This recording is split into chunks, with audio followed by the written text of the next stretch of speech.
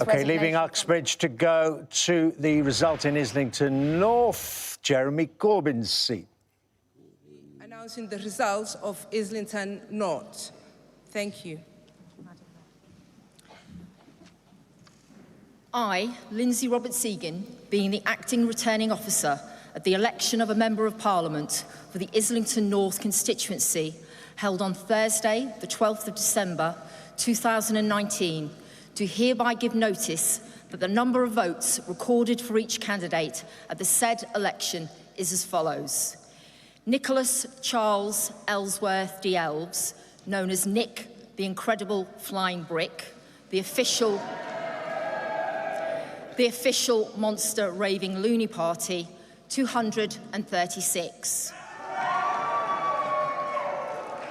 James Clark, Conservative and Unionist Party, 5,483. Jeremy Bernard Corbyn, Labour Party, 34,603.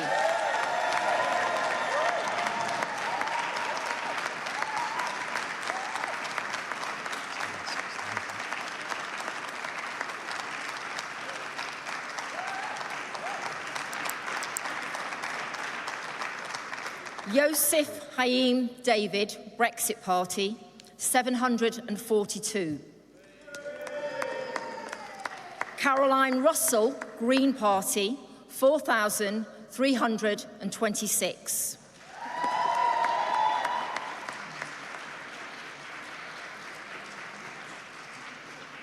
Nicholas Richard Wakeling, known as Nick Wakeling, Liberal Democrats, 8,415. The total number of ballots rejected is as follows. Want of an official mark, 0. Voting for more candidates than a voter is entitled, 37. Writing or mark by which a voter could be identified, 2. So Jeremy Corbyn there holding on to his constituency in Islington North with over 34,000. No surprise, of course, that the Labour leader is winning here in Islington, a seat he's held all the way since 1983. But while he's not under pressure here, he's clearly under pressure in the rest of the country with a very disappointing night for Labour, losing many seats outside London, whether in Wales, in the north of England, and also in Scotland as well. A disappointing night for the Labour leader, and there will be calls, including from his own colleagues, for him to resign. Let's have a listen to him now. Could I start by saying a huge thank you to the returning officer and all the staff and the police that have ensured a fair and democratic election has taken place today, and also to congratulate and thank my fellow candidates for their participation in this election. And also a very heartfelt thanks to the people of Islington North for electing me again for the 10th time to represent Islington North in Parliament. I'm very, very proud to do so, and I've learned so much from the people of Islington North, and it's my pride and my pleasure to continue to be their representative in Parliament.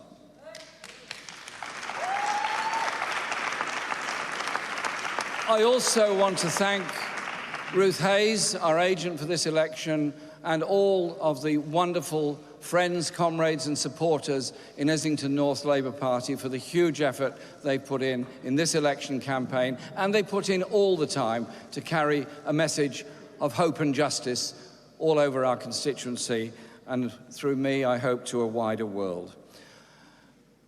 The pressure on those surrounding politicians is often very, very high indeed. The media intrusion on people's lives is very high indeed. And the attacks that take place against family and loved ones of politicians continue, and they're disgraceful, and frankly, they are disgusting. I want to take this opportunity to thank my family, my close friends, and those that have been close by and been very supportive during this and every other election campaign. I want to thank my 3 sons for the huge support they give me, and thank my wife, Lara Alvarez, for all that she puts up with because of the way in which the media behave towards me, towards her, and indeed towards my party during this election campaign. And this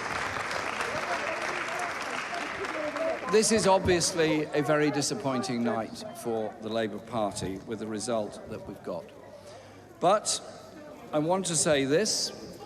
In the election campaign, we put forward a manifesto of hope, a manifesto of unity, and a manifesto that would help to right the wrongs and the injustices and inequalities that exist in this country. For those who need housing, those who need an effective health service that will deliver for them, and those children that need a school that is properly funded and they're not being taught in oversized classes. And a manifesto that gave hope in dealing with the environmental crisis the world faces by investing for the future through a green industrial revolution.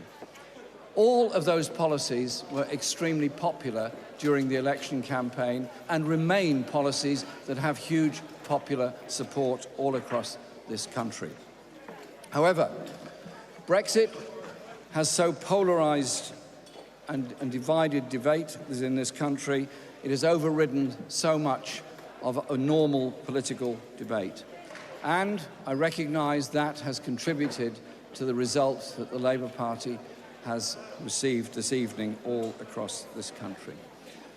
The issues of social justice and the issues of needs of people will not go away just because Brexit is dealt with in the way in which Boris Johnson presumably plans to deal with it at the moment. All those issues will come back centre stage in the debate, and the fundamental Labour message about justice and equality within our society is going to be one that is there for all time, because it's the very core of what my party believes in and what I will always advocate on behalf of my constituency and on behalf of my party. I want to also make it clear that I will not lead the party in any future general election campaign. I will discuss with our party to ensure there is a process now of reflection on this result and on the policies that the party will take going forward. And I will lead the party during that period to ensure that discussion takes place and we move on into the future.